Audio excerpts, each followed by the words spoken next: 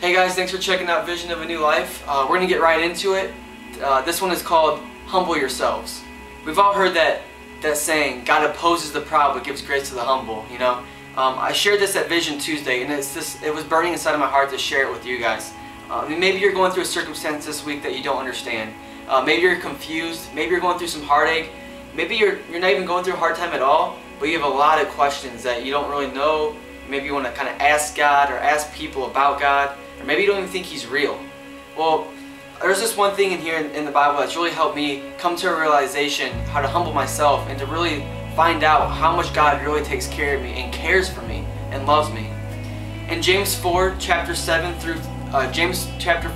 verse 7 through 10, it says, "Submit yourselves then to God, resist the devil and he will flee from you." First off, I gotta say, you can't resist something you're submitted to. So if you want to resist the enemy, if you want to resist the devil, you must submit to God. But we can't go and do the things God doesn't want us to do and resist the enemy at the same time from him to cause destruction in our life. We can't resist something we're submitted to. And 8 says, "Come to God and He will come near to God and He will come near to you." That's amazing right there.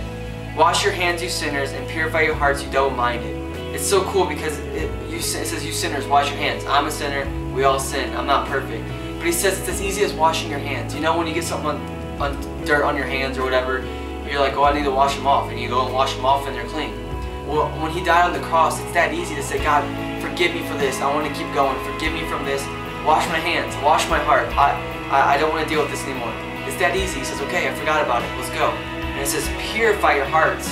If it's a heart problem and you're kind of facing a process or a struggle, it says start purifying your heart, and we're going to overcome this. And this is where it is right here. If you're ready to be humbled, if you're going through anything right now that's hurt, pain, or sorrow, or whatever you're going through, this is how you humble yourself. This right here is the equation to humbling yourself before God. It says, grieve, mourn, and wail. What? Hold on. Change your laughter to mourning and your joy to gloom. Wait a second. So God's telling me to grieve, mourn, and wail. Change your laughter to mourning and your joy to gloom. It kind of goes back to the other one. It says, purify your hearts, you double-minded. God knows who we are. He sees our heart. If you're going through heartache and pain right now, and you come before God saying, "Hey God, I'm fine." He's God. He sees your heart. He knows that you're going through turmoil. So He's saying, don't come to me double-minded, acting like you're okay when you're not. He says, grieve, mourn, and wail. I don't care. I can handle it. Wail. Change your laughter into mourning, your joy into gloom. Get on your knees and cry out. If you have questions, I want to answer them. If you're hurting, I want to help you. If you're in pain, I want to relieve that pain. But you have to let it out. You have to give it to me. I'm God. I can handle your problems. Cast those cares on Him because He cared for you.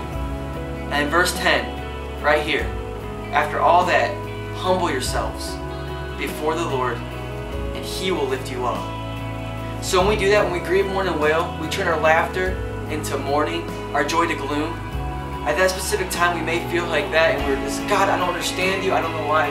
I'm so confused right now. This circumstance happened. I don't know what's going on." We begin to wail out. Finally, God says, "If you humble yourself before me, just like that, my Spirit will rise you up. I will lift you up from this circumstance. I will lift you up from this problem. And when you humble yourself, I can work through you, and I can move through you. And I will lift you up. And I have called you to do amazing things." And that's what's really helped me through my walk with Christ, to say, "You know what, God, I know I can come to you with anything and help myself, and you'll lift me up, and you'll get me from point A to point B, and you're always there for me, and I appreciate it." I thank you guys for coming in, for checking it out. We'll have another video up next week. Thank you for all your support. We'll see you next week. Vision of a New Life. Check out the sites after. See you guys.